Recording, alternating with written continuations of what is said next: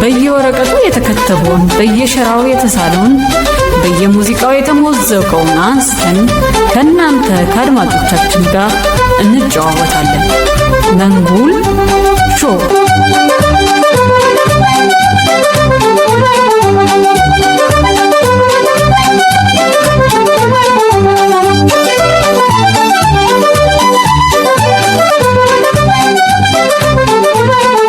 ዘውትር እሁድ ከ9 እስከ 11 ሰዓት በሐራምቤ ራዲዮ 98.7 ከሽርጉድ አድቨርታይዝመንት ጋር በመተባበር መንጉል ሾው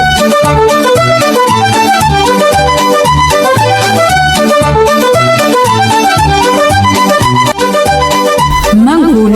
ሾው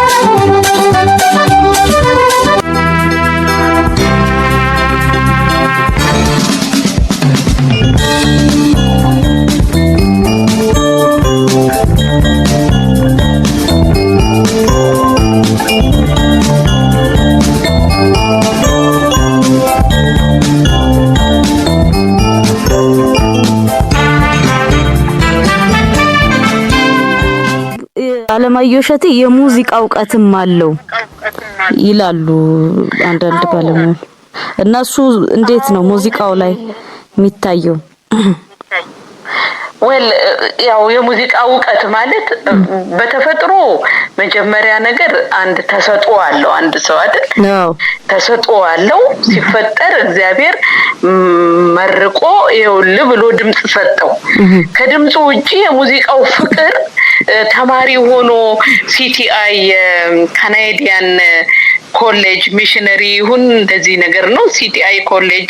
እዛ ሲማር ነው ይበልጡን ደሞ ፍቅር ያደረበት እንግዲህ ታሪኩ እንደሚያስረዳውና ምናልባት እዛ በተወሰነ መልኩ ጊታር ተምሮ ሊሆን ይችላል ያን ያህል የሙዚቃ መሳሪያ ዕውቀት አለው የሚያሰኝ አይደለም ግን ሙዚቃን በመጠኑ ለመቀመር ዜማ ለማውጣት የሚያስችል ዕውቀት ይኖረው ይሆናል ግን አለማየሁ ለምሳሌ ወይ ጊታሪስት ነው ወይ ፒያኒስት ነው የሚያሰኘው አይደለም ግን የተለያየ ዕውቀት አለው ከሙዚቃውም ትንሽ ይጫወታል ዜማም ይቀምራል ድምጽ ማነው ግጥምም ይጽፋል ግን ዋናው እሱ ዘፋኝ ነው የስቴጅ ሰው ነው በዘፈኖቹ ነው የሚታወቀው ማለት ነው አንድ ቀደም ጀምስ ብራውን አሁን የጥቁሮች ትግል ላይ ሰርቷል አለማየሁ እሸቴም ከዛም ወስዷል እሺ ራሱ አንድ የጥቁር ግስላ ሚል የተጫወተው እኔ ነኝ የጻፍኩት ሲል ሰምቻለሁ አንድ ቦታ አንድ ሙዚቃ ለስቲ ስለሱ ብታነሽልን የጥቁር ግስላ በአሜሪካን ሀገር በወቅቱ የነበረው የጥቁሮች ንቅናቄ ብላክ ፓንተር የሚባለው ንቅናቄ አይቶ ወይንም ገምግሞ ያንን የጻፈው ሽጉጥ መትረየሱን አንግቶታል ያ ጥቁር ግስላ ደም ሸቶታል ይልና ያው ይናገራል ብዙ ነገሮች ስለ ነጭ እባብ ይላል ነጭ እባብ ምን እንደሆነ ይገባል ነጭ እባብ ጥቁሩን እና በዛ ብቻ ሳይሆን የአፓርታይድም ዘመን ነበር ያንን ዘመንም ለማንጸባረቅ እና የራሱን አስተዋጽኦ ለወቅቱ ለነበረው አለማየሁ እሸቴ ደፋር ነበር የሚያስበውን በሐቅ የሚናገር ፍለፊት ወጥቶ ምንም ችግር የለውም እንደዚህ ነው ብሎ የሚናገር አሁን ለምሳሌ አማሸቴ የሸክላውን ስራ ሲያወራ የሸክላ ስራ ላይ ለምን ኢትዮጵያውያን ዘፋኞች አላስቀርጽም ብዬ ብዙ ሰው ስጠይቅ ፈሩ የመጀመሪያው ፈርቀዳጅና ደፋሪ አለማየሁ እሸቴ ነበር እና አለማየሁ እሸቴ ነው የጀመርኩትና ከዛ ወዲያ እንደ ልብ ሆነ አንዴ እሱ ሲጀምረው እንደ ልብ እና ደፋር ነው ጋሽ አለማየሁ ብዙ ነገሮች ይሞክራል ምን ይላል በዚህ እንግዲህ ሬዚስት ፓትሪዮቲክ የሚባል የአርበኝነት የዚህ የጥቁሮችን መብት መገፈፍን በማየት ያወጣው ዘፈን ነው እንደ አይነት ስራ እኔም አልሰማሁም ሌላ ዘፈን ከኢትዮጵያ ብዙ የሰራ ወደ አፓርታይድ ሄዶ የሰራ አልሰማሁምና በዛ በጣም ነው የሚደንቀኝ ሊኖር ይችላል አናውቅም አጋጣሚ እኛ በደንብ ወጥተሽ ተሰርቷል የቴመረመር ነው አናውቀውም ብዙዎቹ የተሰሩ ስራዎች ገና ተመርምረውም አላለቁም አሁን በጣም እና እርግጥ ነው ጋሽ አለማየሁ ያንን ሰርቷል ግን በወቅቱ ሌሎችም ይኖራሉ ገና ያልመረመርናቸው እንትኖች ስላሉ ማለት ነው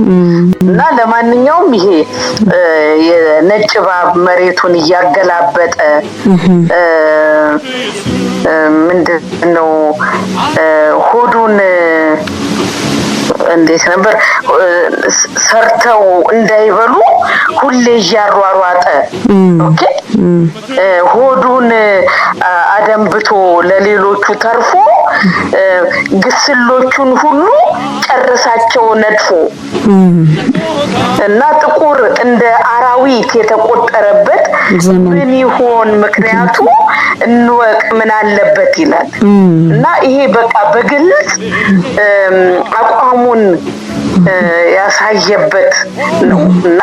ወቅቱን ባማከለ ዘፈን ሁሉ ጊዜ አንድን ወቅት ነው ያንን ወቅት ያማከላል በወቅቱ የነበረውን አንጸባራቂ ስራ የሰራበት ነው እና እስከዛሬ ታሪክ ሆኖ ቀረ ማለት ነው እና የአፍሪካው ደም ከንቱ እንዴት ሆኖ ዋለ ነው ብሎ በማለቱ በእግር ተሰቀለ ምናምን ማአት አለው ይበቃል ጩኸቱ ይበቃል ሮሮ ግስላው ተነስቷል ጨክኖና አምርሮ ይላል እና ይሄ በጣም የውስጡ ወይራ ተብሎ አይደል የሚተነተን ብዙ ነገር አለውና ከየት የመጣ ነው ሲባል በወቅቱ የነበረው የጥቁር ግስላ የሚባለው እንግዲህ የዚህ ብላክ ፓንተር ሙቭመንት አሜሪካን ውስጥ ብዙ እንደ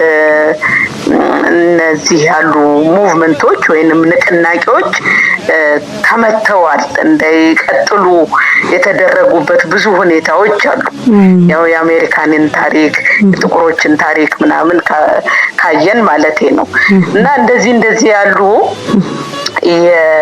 የፓትሪዮቲክ የምንላቸው የአርበኝነትን የሚያሳዩ ሙዚቃዎች ያው በወቅቱ ደግሞ እንደነ ጄምስ ብራውን ያሉ ዓለምን የሚያነቃንቅ ጉዳይ ይዘው ብቅ የሚሉ ወደ ስቴጅ እየዘፈኑም እየጨፈሩም ግን የጥቁርን ደግሞ ትግል አብረው የተቻለ መጠን ሊያራምዱ የሞከሩበት ሁኔታ አለ እና ከባድ ነው ብዙ ማውራት ይቻላል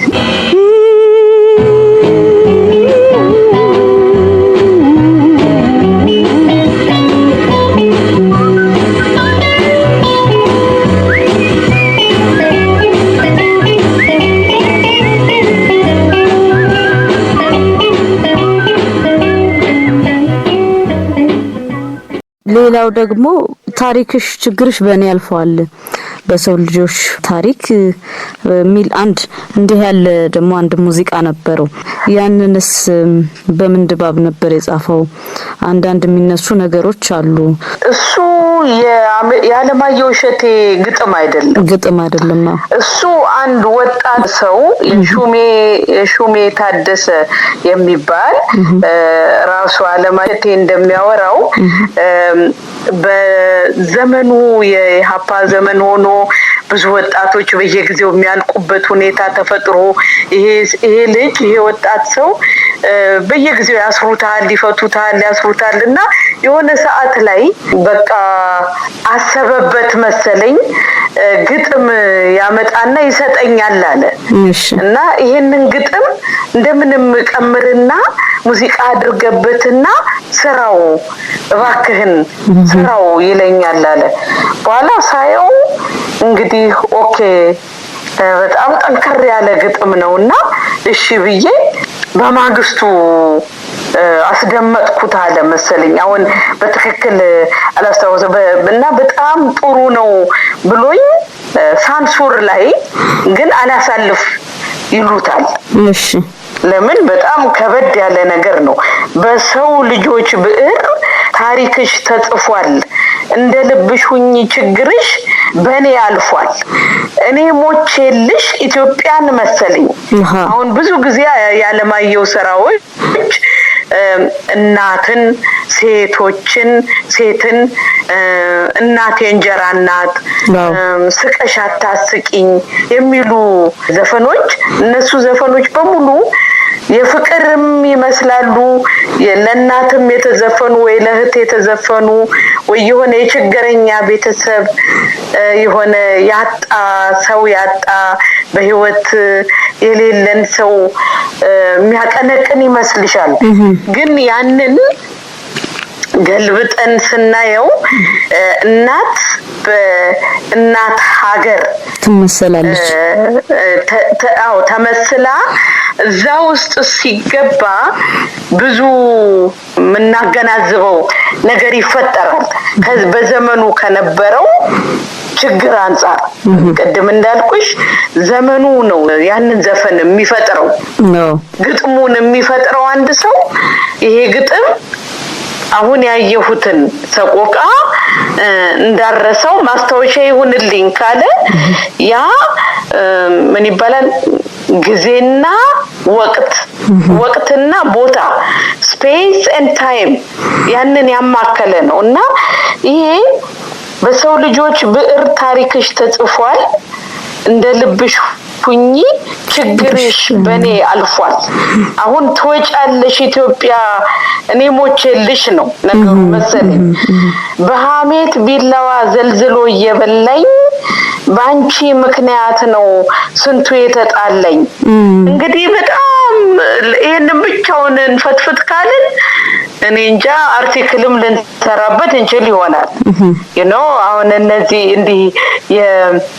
ምንድነው የቋንቋ ባለሙያተኞች የአማርኛውን ቋንቋ ወይ ዘለቅ ብለው የሚያውቁ ከቋንቋው ደግሞ ሊንጉስቲክ እንትኑ አንፃር ኮንተንቱ አንፃር ብዙ ሊሉ ይችላል። እሳት ነዶ ሲበቃው ይጠፋል ይልና ችግርም ስቃይም ከታገሱት ያልፋል። ቻል እናርገው እንደምንም ብለን እናልፈዋለን አይነት ነገር ብለሽ ታስቢዋለሽ እና ወቅቱ ከነበረው እንቅስቃሴ የፖለቲካ ውጣውረድ የኢትዮጵያ ሰቆቃ ውስጥ መሆን ተርሞይሉን ምናምን ያንን አይቶ ያ ልጅ የጻፈው እንደ ቀልድ ዓለማየሁ እሸቴ ለዜማነት አብቅቶት በማግስቱ ለልጁ አቅርቦለት ቆንጆ ነው በጣም ግሩም ነው ብሎት እንግዲህ ከዛ በኋላ ተቀምሮ ዘፈን ሆኖ ሳንሱር ሲወድቅ በጣም ይናደድና ጋሽ ዓለማየሁ ይሄ ነገር አዋጣም ብዬ ባህል ሚኒስቴር ማቃቸው ሰው ጋር ሄጄ እንዴት ታረጉኛላችሁ የዘፈነውን ስራ አላሰራ ያላችሁን ነው ምናም ብዬ ተጨቃጭቄ ነው ይወጣው አለ ድፍረቱም እዚህ ጋር ይታያል እንግዲህ አዎ ደፍሮ ሄዶ ጠይቆ አስፈቅዶ እንደምንም ብሎ ይሄው እንግዲህ የተረፈው ታሪክ ነው rest is history ይላል እውነት ነው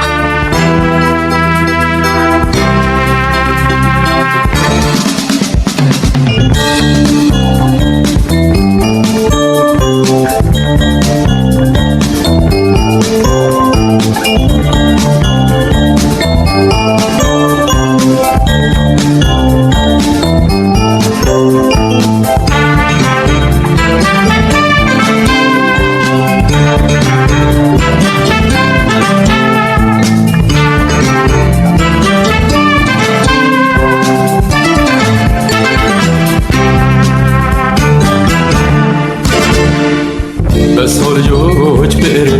አርግሽ ተስፏል እንደልብሽኝ ችግርሽ ይመነፋል ችግርሽ ያልፋል በሶልጆች ብር አርግሽ ተስፏል እንደልብሽኝ ችግርሽ ይመነፋል ችግርሽ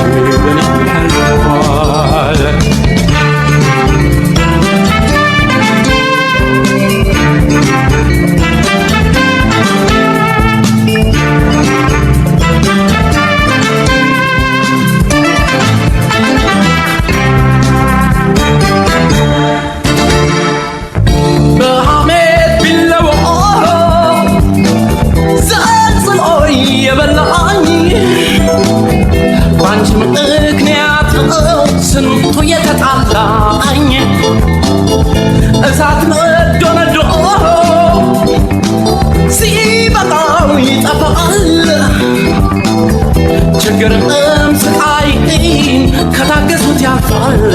ከታገሱት ያልፋል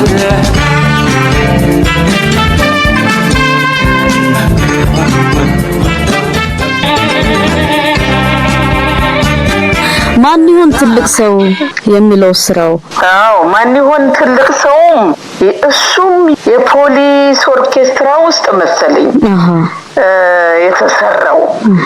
ማን ነበሩ ኮሎኔል ኃይሌ አንድ የፖሊስ ኦርኬስትራ ውስጥ እሺ ማን ይሆን ትልቅ ሰውን ወልደሽ ተኪናቴ እንደ ምንትቺ ምድሪቱ አንድ ደግሞ ይሄ የኮራፕሽንን የሙሰኝነትን የሚያመላክቱ ብቻ እንደሱ ዘፈኖች በጣም ረቂቅ ሆነው ግጥማቸውም አጠር ምጥን ብላ ረቂቅ የሆኑ ግጥሞች ይዘት ያላቸውን ፖሊስ ኦርኬስትራ ውስጥ ነው አሁን የዚህ የማን ይሆን ትልቅ ሰው ያንዱ ቤት ሲጎድል አንዱ እየተረፈው ክፉና በጎውን ዘመን ሲያሳልፈው ይላል እና ይሄ አለማየሁ ግጥም አይመስልም ያው እሱ ዘፍኖት የሰራ አለማየሁ መሰለኝ ራሱ አለማየሁ እሸቴ አዎ ዜማ ነገር አለማየሁ ግርማ በየነን ቀምሮለት ሊሆን ይችላል ግን ዜማው ያለማየሁ መሰለኝ ወይንም ግጥምና ዜማው አላወኩኝም ግን ኮሎኔል ኃይሌ ግርማ ኃይሌ የሚባሉ ሰው እንግዲህ አሁን እንደነዚህ ያሉ ሰዎችን ነው ምልሽ አናቃቸው ያለፉ ስንትና ስንት ዕውቀት ይዘው ይሄዱ ስንት ስራ ሰርተው ሳይመሰገኑ ያለፉ እነሱ በጣም ብዙ አሉ anyway በማን ይሆን ትልቅ ሰው ውስጥ አሁን ይሄ አሁን ያልኩሽ ያንዱ ቤት ሲጎድል አንዱ እየተረፈው ክፉና በጎን ዘመን ሲያሳልፈው ይልና እኔ ግን መራመድ ከልካቸው አልቻልኩም ገና ቱሃን ደሜን መጥቶ ጨርሶታልና እና በጣም ብዙ ነገር ነው በቃ ታስቢው ብዙ ነገር የ10 ሳንቲም ቆሎ እንግዲህ አይሽ ኩርሽም ማረግና ቆሎ ራሱ 10 ሳንቲም ይሰፈር የነበረ 10 ሳንቲም ቆሎ ኩርሽም ማደርግና አንድ ጣሳ ውሃ ጥጥት አደርግና ተመስገን እላለሁ ይባልና ይሄ እንግዲህ የአንዲት ጣሳ ውሃ ራሱ በጣሳው ውሃ የሚጠጣ ሰው ብርጭቆ የለውም። ኦኬ ወይንም ደግሞ የ10 ሳንቲም ቆሎ እንግዲህ ምናልባት አንዲት ምስኪን ሴት መንገድ ላይ ከምትሸጣት የ10 ሳንቲም ሲሰፈርልሽ መታሰቢው አቅሙ የሚፈቅደው ምን ያህል እንደሆነ አንድ የተማረረን ሰው ነው እዚህ ጋር የሚያቀርብልሽ እና በጣም ብዙ ነገር አለ። አዎ እዛ ላይ በደንብ ማየውኔ ከአጫወቱ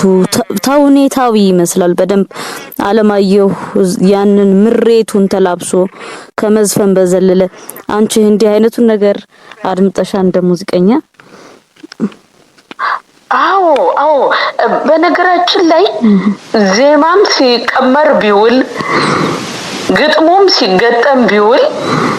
ዘፋኙ ያንን የተቀመረለትንና ዘፈን የተዘጋጀውን ስቴጅ ላይ ወጥቶ ሊወልደው ይገባል፣ ሊፈጠረው። አለበለዚያማ ህይወት የለውም እኮ ለማዳመጥም አትፈልጊም እና ከልቡ የሚዘፍንም ስለማይመስልሽ አንድ ዘፋኝ አሁን በሰመመን ውስጥ ገብቶ አይኑን የሚጨፍነው እኮ አይኑን መጨፈን ተሽሎት እኮ አይደለም፣ ሰመመን ውስጥ ገብቶ ከልቡ እየዘፈነው እንደሆነ ነው የሚገባሽ። እና እያንዳንዱ ዘፋኝ በተሰጠው ተሰጦ እና ባካበተው ልምድ አንድን ዘፈን በቃ ሊፈጠረው ነው የሚገባው። በሱ አተረጓጎም ለምሳሌ ዩኒክ ናቸው ብለን የምናስባቸውን ዘፋኞች አስቢ። አሁን አስቴር አወቀ የሷ የሆነ ብቻ አንድ ልዩ የሚባል ያዘፋፈን ስልት አላት። አንዳንዴ ሊሪኩንም ዜማውንም ማነው ግጥሙንም ትተውና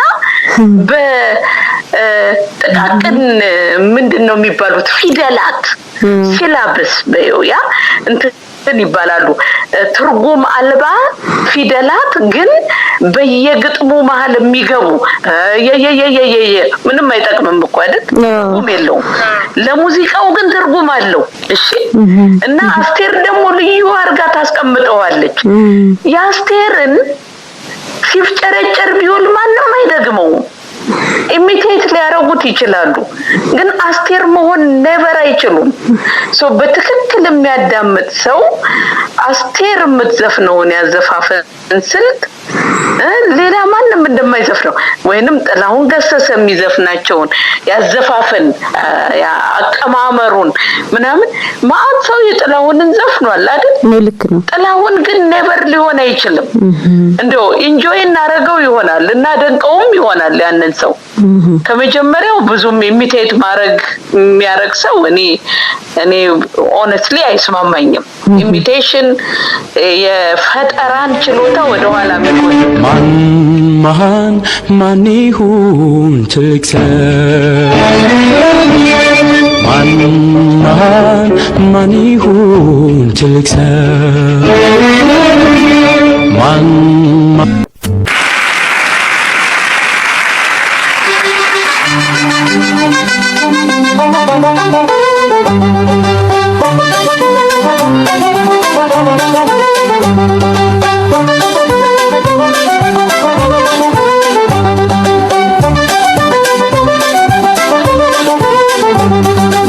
መንጉል ሾው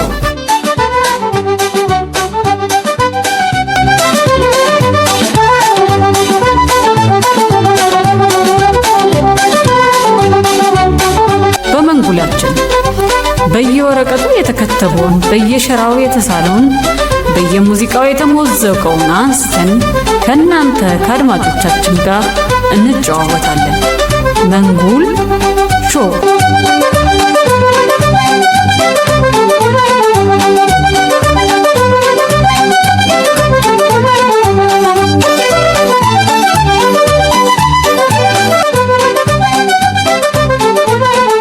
ዘውትር እሁድ ከ9 እስከ 11 ሰዓት በሐራምቤ ራዲዮ 98.7 ከሽርቡድ አድቨርታይዝመንት ጋር በመተባበር መንጉን ሾው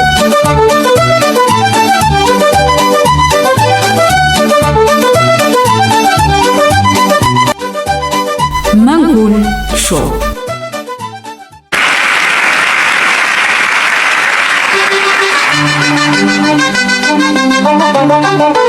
Thank you.